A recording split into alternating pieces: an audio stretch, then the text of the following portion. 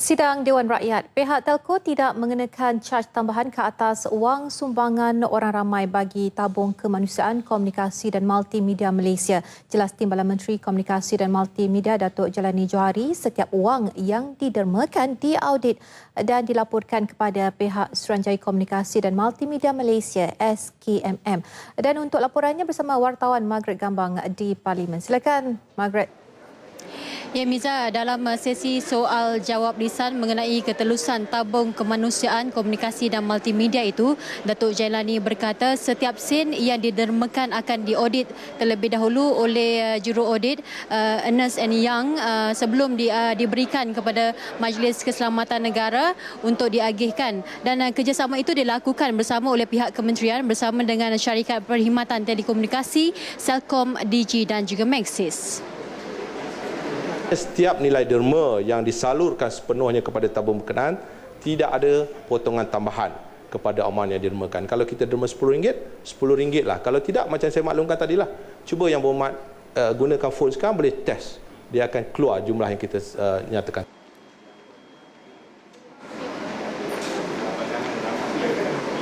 Tabung Kemanusiaan Komunikasi dan Multimedia Malaysia yang dilancarkan 24 Disember 2014 itu tidak terhad kepada bantuan untuk penduduk yang terjejas banjir sahaja, tetapi turut diperluaskan kepada sebarang bencana yang berlaku. Dan setakat Januari tahun ini sebanyak RM2.5 juta telah diberjaya diperolehi dan ia masih dibuka untuk sumbangan sehingga 31 Mac ini.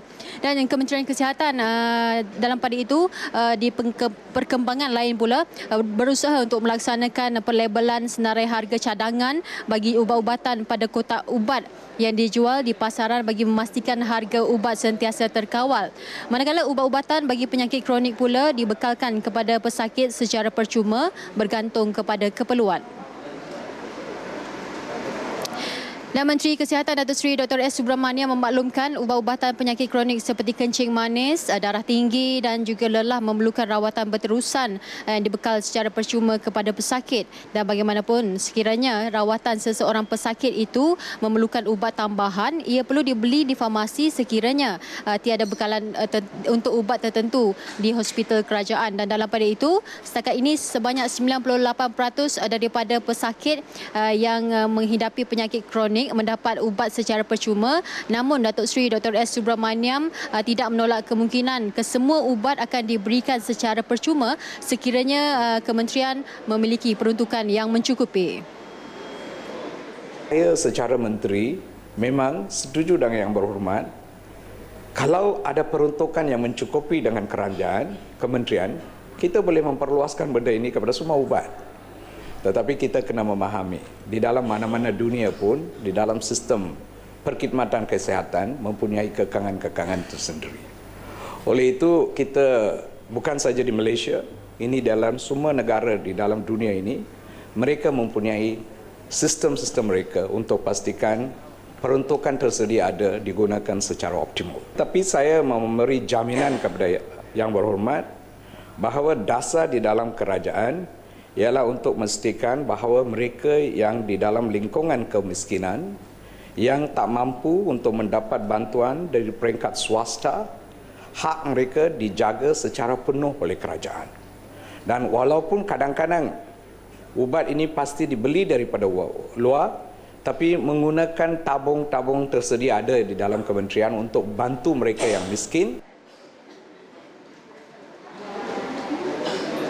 Baik, selain daripada apa yang berlaku di dalam sesi soal jawab lisan pada sebelah pagi tadi, pada hari ini juga di luar Dewan turut diadakan mesyuarat yang dilaksanakan oleh Jawatan Kuasa Kira-kira Wang Negara atau PAC bersama dengan Kementerian Pendidikan bagi mendapatkan penjelasan mengenai isu projek Bestranet, di mana projek ini adalah merupakan projek jalur lebar yang dilaksanakan di 10,000 buah sekolah di seluruh negara bagi kemudahan internet di sekolah. Dan Ketua Pengarah Pelajar Pelajaran Datuk Dr. Khair Muhammad Yusof mewakili Kementerian Pendidikan bagi menjelaskan kepincangan mengenainya dan mesyuarat dipengerusikan oleh pengerusi PAC Datuk Nur Jazlan Muhammad.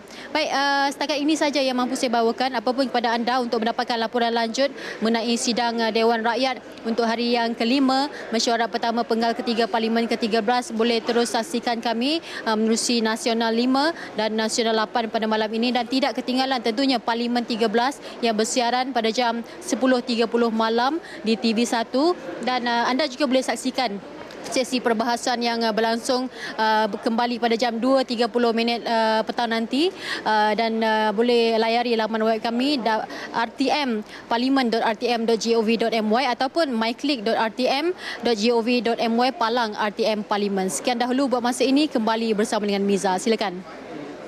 Baiklah, terima kasih Margaret di Parlimen.